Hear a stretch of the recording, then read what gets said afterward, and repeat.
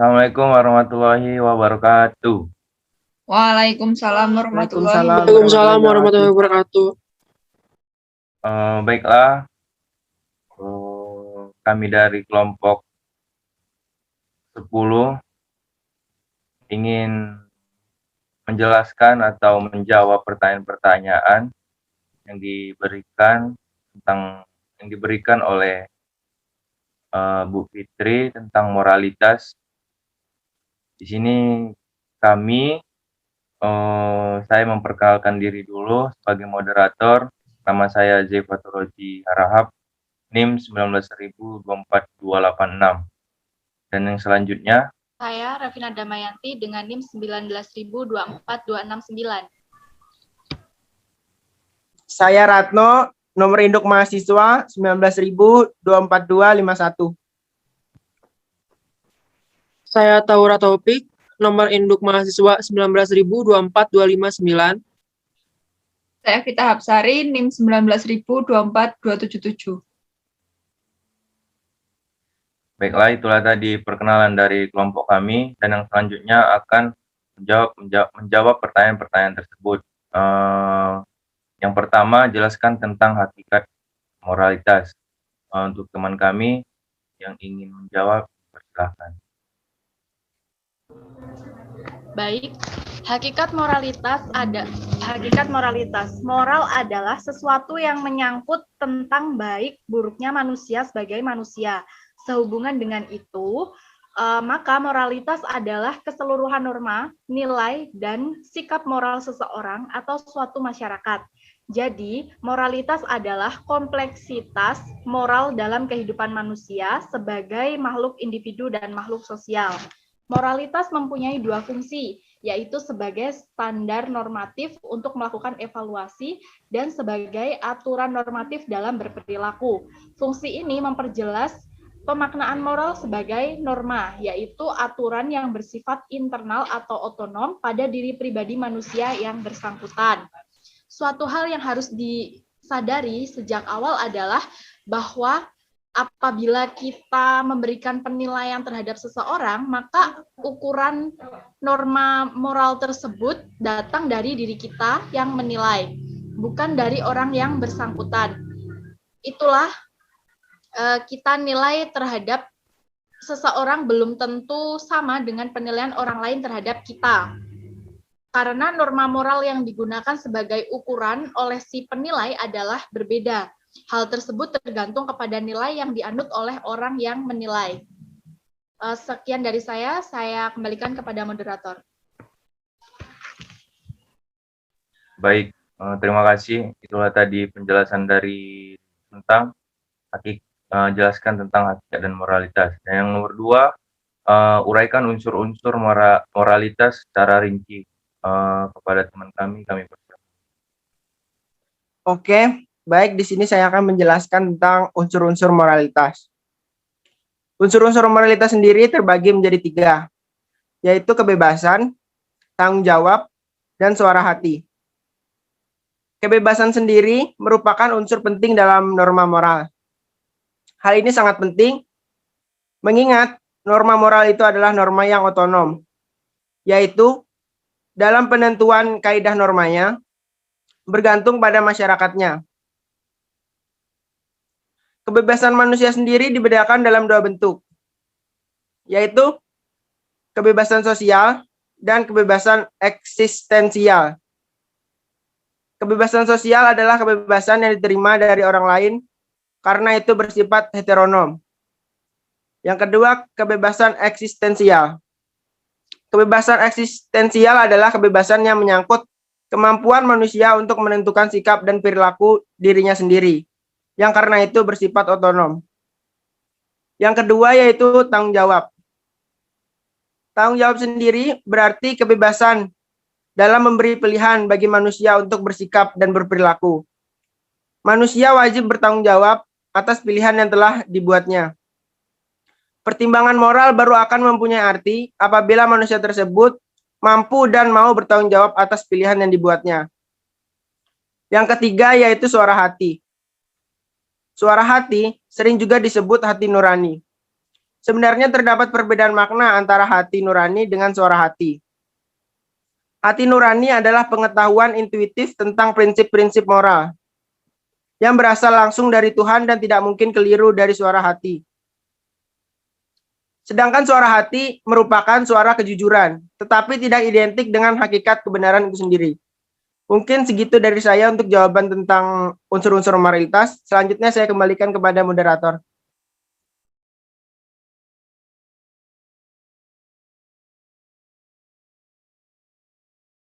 Baik, terima kasih untuk teman yang menjelaskan tentang unsur-unsur moralitas secara terperinci. Dan yang selanjutnya, yang ketiga, manusia bertanggung jawab atas perbuatannya. Hal-hal apa saja yang dapat membebaskan manusia dari tanggung jawab? Untuk teman kami, persilahkan. Oke. Terdapat beberapa kondisi yang dapat mengecualikan perbuatan seseorang untuk tidak termasuk dalam perilaku yang mesti dipertanggungjawabkan karena subjeknya tidak bebas, yaitu diantaranya yang pertama, ketidaktahuan karena memang benar-benar tidak memiliki pengetahuan tentang suatu hal. Yang kedua, kekerasan, yaitu keterpaksaan yang mengharuskan seseorang melakukan sesuatu di luar kehendak bebasnya dan tidak dapat dihindari oleh pelaku perbuatan. Kemudian, kecenderungan antecedentif yang terjadi pada awal perbuatan yang termasuk kategori actus hominis, di mana manusia dapat saja dibebaskan dari pertanggungjawaban. Yang terakhir yaitu rasa takut, yaitu ketiadaan kemampuan pelaku untuk mengontrol perbuatannya berupa gejolak emosi yang dikarenakan suatu kondisi tertentu. Next.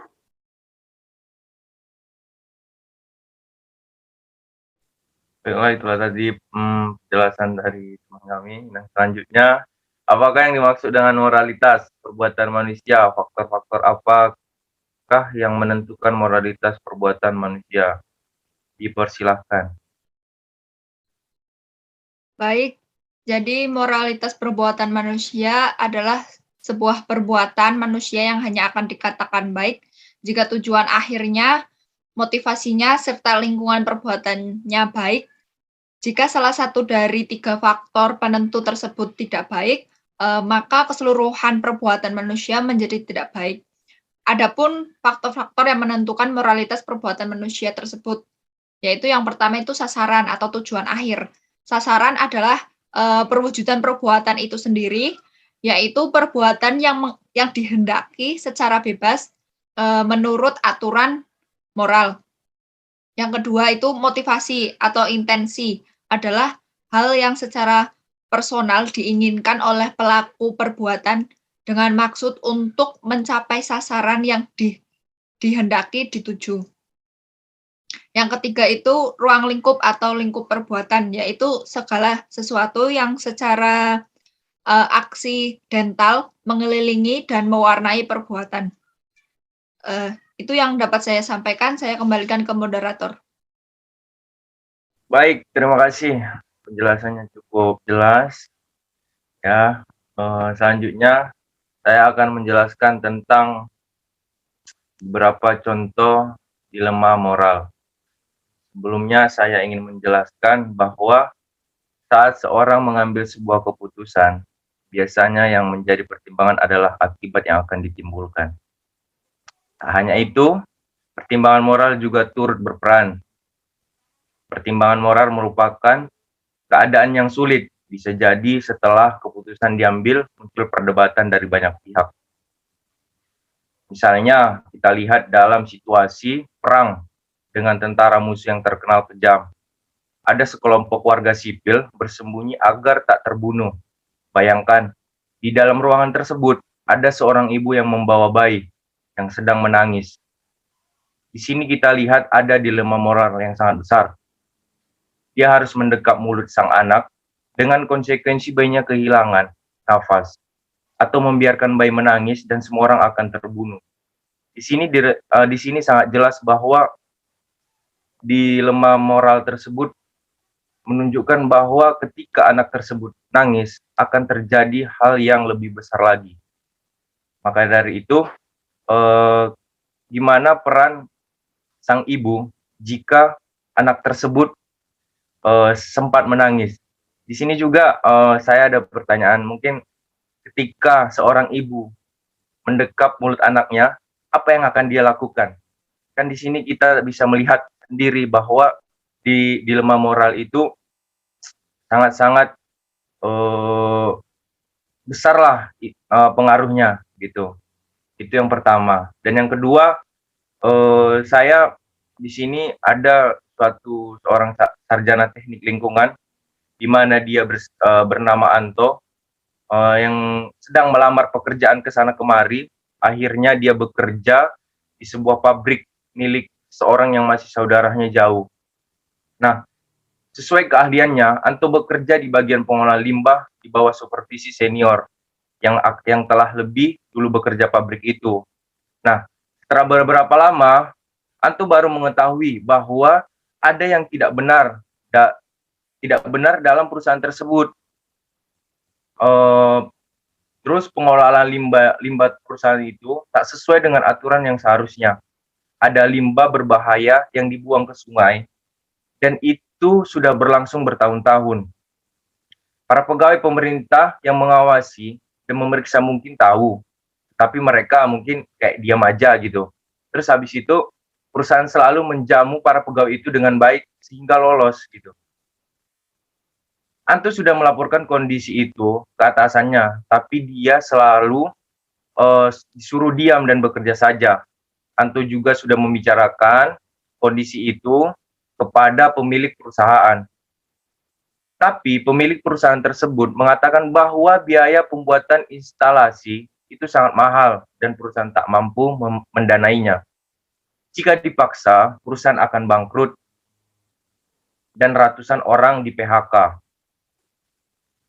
Kan di sini sebagai yang taat beragama dan baik, Anto sangat resah dengan kondisi itu. Dia ingin melakukan hal yang benar, apalagi setelah membaca berita koran bahwa banyak anak-anak alergi dan banyak ikan mengalami keracunan di sepanjang sungai.